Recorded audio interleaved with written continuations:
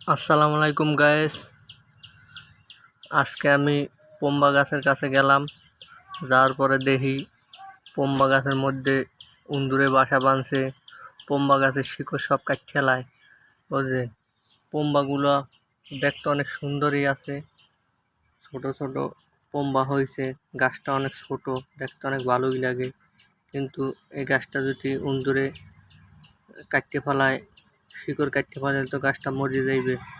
তখন তো আমার অনেক কষ্ট হইবে, বুঝলেন। এখন দেখে আর আমি সহ্য করতে পারি না। এখন আর কি করার, মনে করেন যে অনেক ঘাস হয়েছে, গাছগুলো পরিষ্কার করে দিতে আসি। হ্যাঁ, গাছগুলো পরিষ্কার করে দিতে আসি।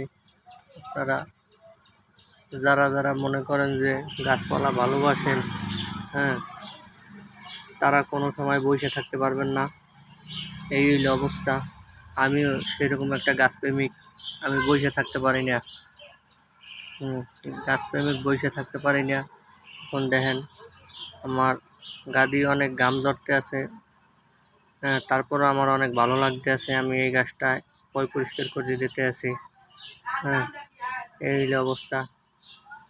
আপনার মনে করেন যে পরিষ্কার করলে গাছটার গোড়াটা অনেক সুন্দর লাগে, এবং কি গাছটাও অনেক তাড়াতাড়ি বড় হয়, ভালো ফল দিবে। আপনার যত মনে করেন যে যত্ন করবেন, অতই আপনাকে গাছে ভালোবাসা দিবে।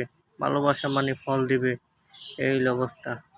ঠিক আছে, দেখেন এই হইলে আমার আরও গাছ অনেকগুলো পম্বা গাছ আছে আমার গাছের। আমি না অনেক পদের গাছ লাগাইছি। ঠিক আছে, আস্তে আস্তে এক একটা সবগুলাই মনে করেন যে এই গাছে সব ভরিয়ে গেছে। এখন এগুলো সব মনে করেন যে আমি আস্তে আস্তে এক একটা পরিষ্কার করে দেবো। এখন পম্বা গাছটা পরিষ্কার করে দিতে আসি। হ্যাঁ, এই হইল অবস্থা। মনে করেন যে গাছকে ভালোবাসুন, ভালো থাকুন।